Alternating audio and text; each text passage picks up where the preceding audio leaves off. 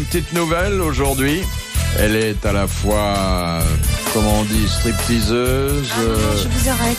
Vous parlez comme au temps du Moyen-Âge. Oh, bah, le Moyen-Âge, il n'y avait pas de striptease, hein.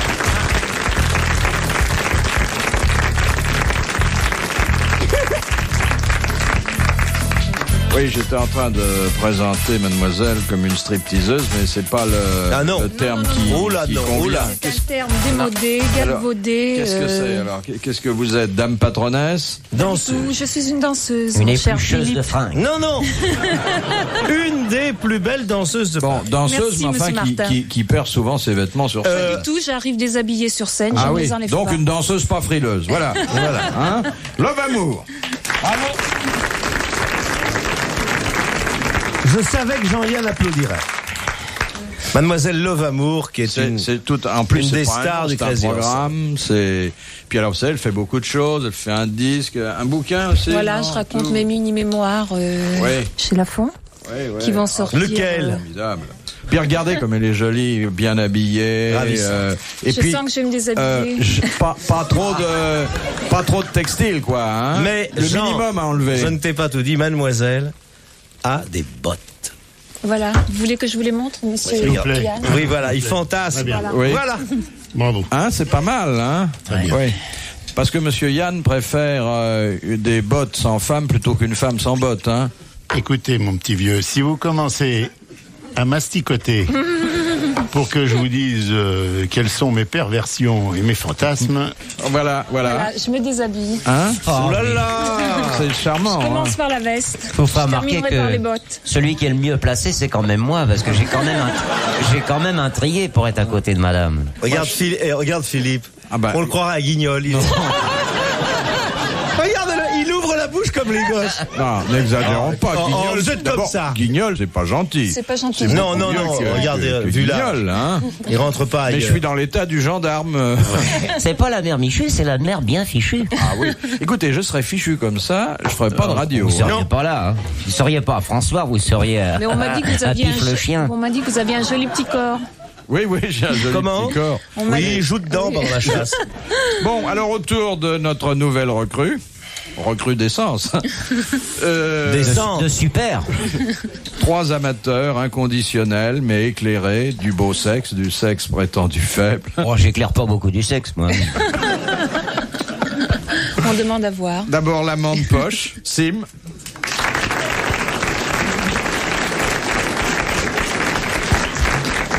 Un séducteur bilingue que je ne saurais trop vous recommander. Mais oui. Jean-Yann.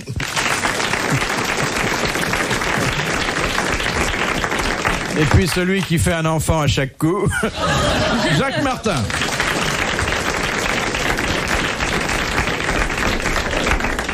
Belle brochette, non?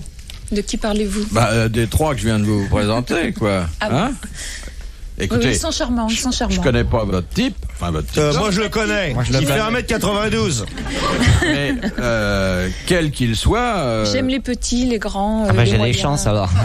Ah ouais. Ah bon. Ah bon, Toutes les tailles sont bonnes. ah bon, toutes les tailles sont Oui, oui. bonnes. Moi, je suis un petit qui peut Il grandir. faut hein. s'y adapter.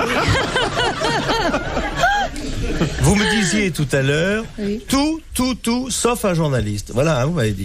Oui, alors. Excusez-moi, Philippe. Hein, Alors, Philippe, vous n'avez pas de Je chance. savais bien. je Changez savais de bien. métier. Je sers la soupe ici, j'ai jamais le droit d'en manger. Alors, qu'à part- Jean-Philippe, vous avez votre pot au feu à la maison, comme tout le monde. Expliquons à notre nouvelle compagne comment ça se passe. On pose des questions. mais- Comment est-ce qu'on peut dire que ça se passe? Oh, je l'ai déjà dit tout à l'heure un peu. moi. C'est le premier qui parle qui a gagné, voilà. Voilà. Et surtout, ne jamais laisser les autres parler. Ça, c'est... Hein, monsieur Martin?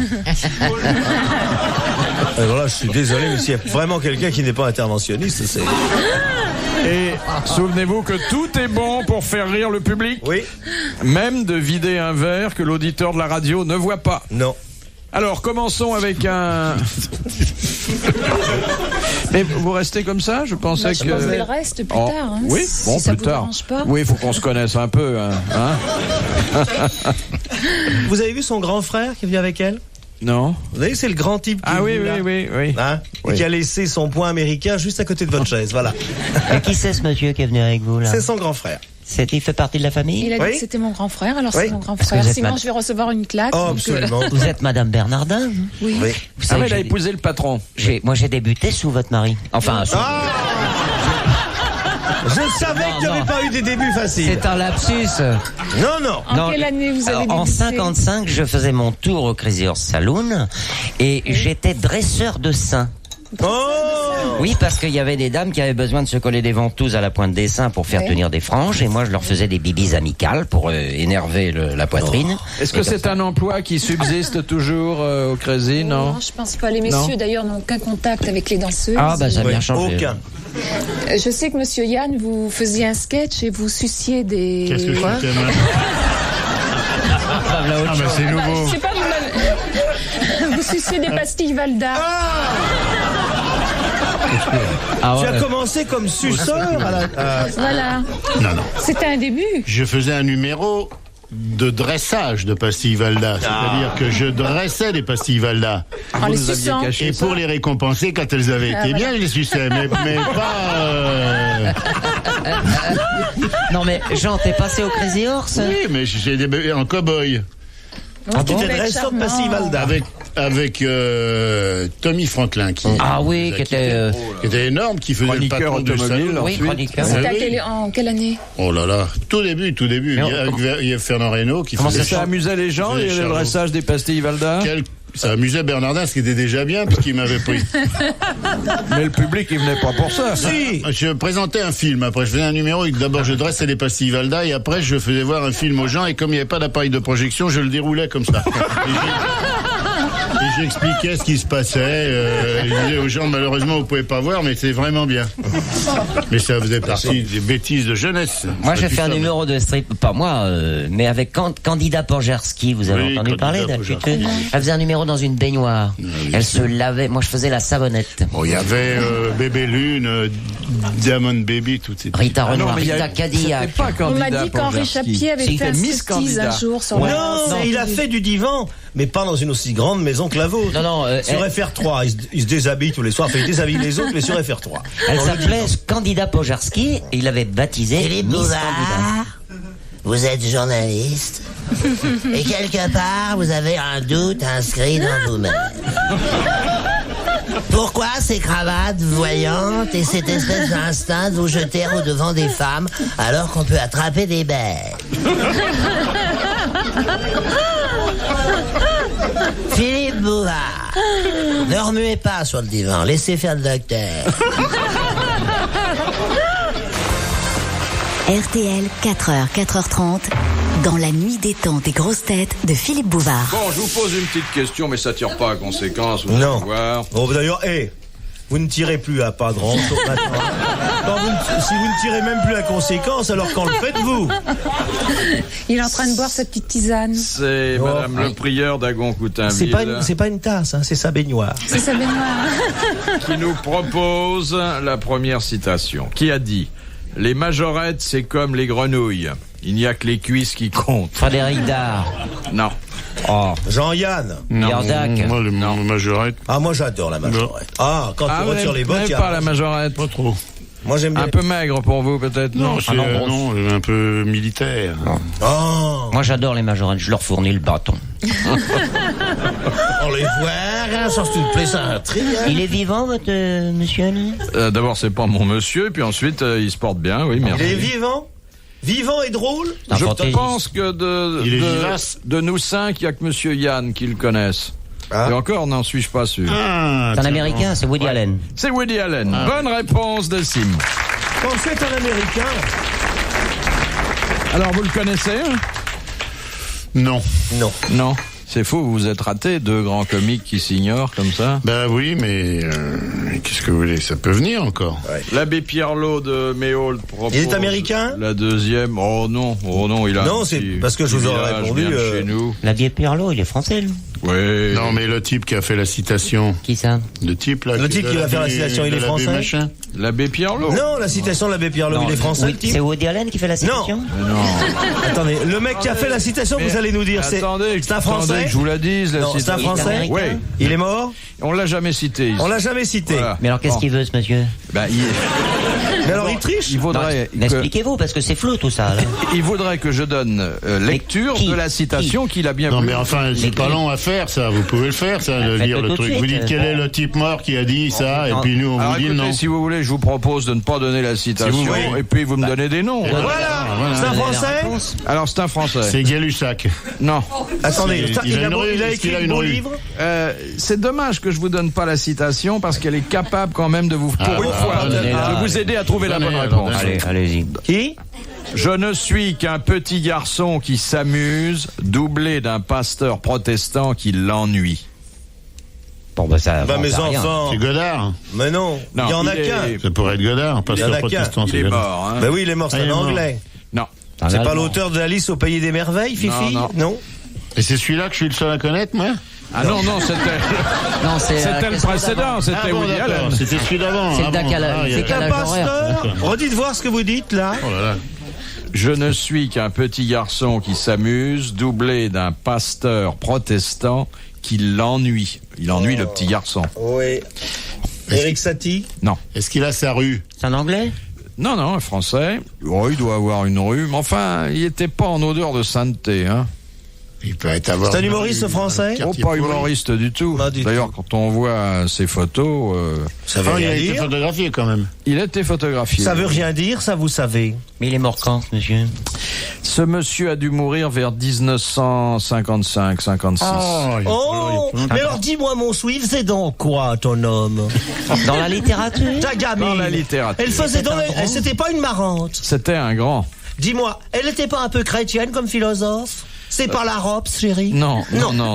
C'est pas la Claudel? Non. C'est pas la C'est pas la Gide? La merci. C'est C'est Gilles. la Bergide, je te l'avais dit. Bonne réponse de Jacques Martin. C'est La vieille Gilles, elle est ouais. C'est bien la grosse Gide. La grosse qui a Gide essayé de te toucher pendant que tu jouais du piano. Oh, la Gide. Il perdait ses paires de ciseaux partout, Oh, bah, elle pour perdait- mettre ses ciseaux. Elle perdait pas que ça. Ah oui. Quand la Gide et la Monterland, quand elle drague. Oh, écoute. Question de Madame Fritz de Cornimont. Dans quel conte, version non expurgée, l'héroïne, après avoir été violée, met-elle au monde un enfant et l'histoire se termine-t-elle bien? Bah, c'est Blanche-Neige qui met au monde 7 petits enfants Oui. un peu. Bonnes héroïnes répondent à ça. Une surtout. Une surtout, elle est de Voltaire. Violée par un lapin. Mais non. C'est Alice Mais non. au pays des merveilles, non? Non. C'est le lapin avec le chapeau de forme, là, non? C'était C'est une la reine- petite dame. C'était une reine? Non, mais c'était C'est pas de une, Voltaire, votre truc? une très belle C'est pas de femme. Voltaire? Non, non. L'héroïne d'un auteur de contes pour Oui. enfants? La Fontaine? Pour enfants. Les contes de la Fontaine? Perrault? C'est un conte de Perrault. C'est Blanche- Podane? Podane. Podane? Non. Blanche-Neige. Non. C'est pas violé dans les contes. C'est violé. Elle est dans la version non expurgée. Ah, celle il est qu'on se garde culbuté. bien de mettre entre les mains des enfants. Ah, bon. Ah bah attendez, c'est la bonne avec la citrouille là, non? Non, le petit chaperon rouge. Morissette monte sur mon appareil, je vais appuyer sur le bouton. Qu'est-ce qu'il a écrit, Perrault? Bon, alors dites donc, le conte, on l'a pas trouvé, là. Bah, quoi, on vous a dit petit chaperon rouge, Cendrillon, Podane, qu'est-ce qui reste dans les trucs Le conte est bon, allez. Julie, fouette-moi. Non, c'est pas un conte de Perrault, ça. Ah si. La petite Julie, elle La me dit- Belle au bois dormant. C'est la Belle au bois dormant qui est violée par le prince pendant son sommeil. Bonne réponse de Sylvie. Ah, quand même.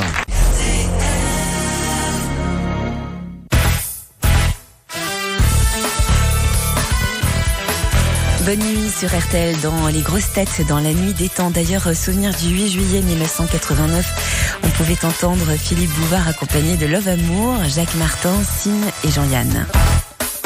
Voilà, alors maintenant la question de Madame Laclos. Pourquoi Henri IV fut-il sacré à Chartres? Ah bah ça, on n'en sait rien du tout. Bah, parce qu'il n'était pas encore entré dans Paris, mon fiston. Mais pourquoi pas à Paris? Pourquoi pas à Reims? Parce qu'ils attendaient que l'autoroute soit faite. Il aurait bien voulu à Paris, il aurait parce qu'il y bien avait le- voulu à il y avait le Reims. siège. Paris était encerclé, il était assiégé. Oui, et Bah Reims Eh ben Aussi. aussi, Dit tout. exactement. Reims et Paris étaient occupés. Bonne réponse de Sylvie.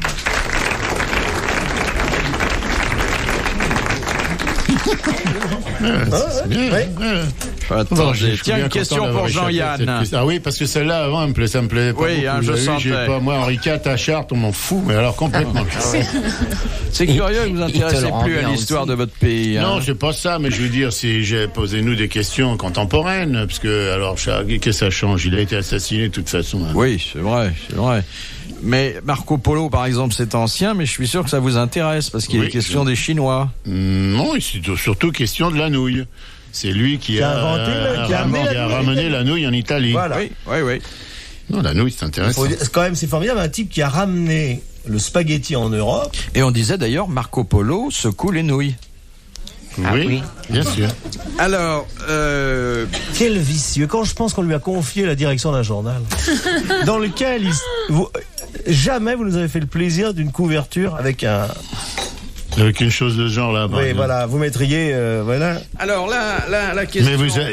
Mais sans dire de bêtises, c'est vrai que c'est dans François où il y a eu De Gaulle a brisé le cœur de Massue. Ah, vous avez fait ça? Oui. De Gaulle a brisé le cœur de Massue. De Gaulle a brisé le cœur de Massue, c'était une manchette de François. Je suis formel. Vous faites plus ce genre d'article, hein? Alors la question de Madame Palaiseau. Marco Polo fit un récit détaillé de ses voyages. Bien sûr. Mais lorsqu'il décrivit la Chine, il oublia quelque chose d'essentiel. Oui, il dit que la Chine était une île. Il n'avait pas compris que c'était la Chine quelque était un chose pays dont asiatique. il ne parle jamais. Des Chinois. Il a cru que c'était... De la Grande Muraille. De la Grande Muraille. Bonne réponse de Jacques Martin.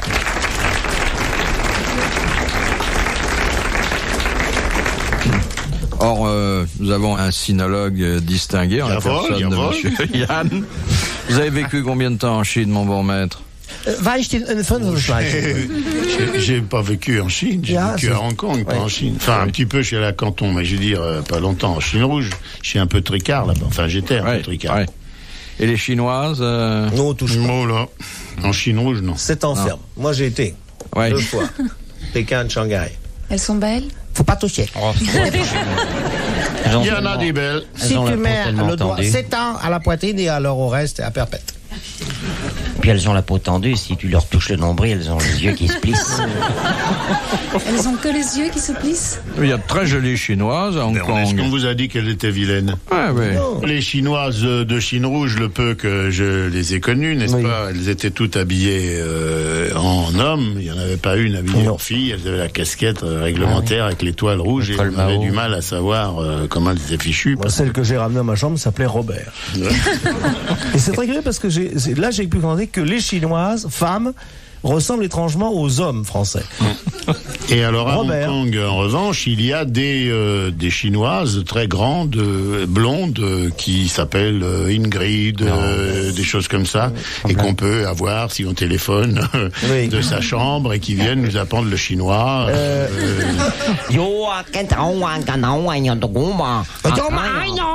Comme ça, tu me fais mal. Parlez pas, vous, le chinois? Non. Non plus, d'ailleurs. Non plus. Non, tu parles bien le khmer. Je ne parle plus maintenant. Oui, tu l'as écrit. Moi, je parle le mina, moi, c'est un dialecte togolais. Le quoi? Le mina. Ah ouais? Trito.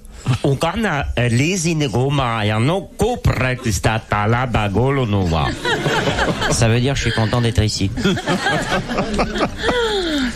Et ça vous sert souvent, ce dialecte? Rarement, mais souvent. Là-bas, ça lui sert quand il va là-bas, non? Non, c'est parce que j'ai connu une Claudette, une danseuse de Claude François. J'ai vécu 24 heures avec elle. Et elle m'a appris le mina. Trito. Ça veut dire je vous aime. Ah, comment? Triton. Très tôt. Triton. Non, triton, comme un triton. Oui. C'est plutôt brut. Triton agalomana iogobomana nilova.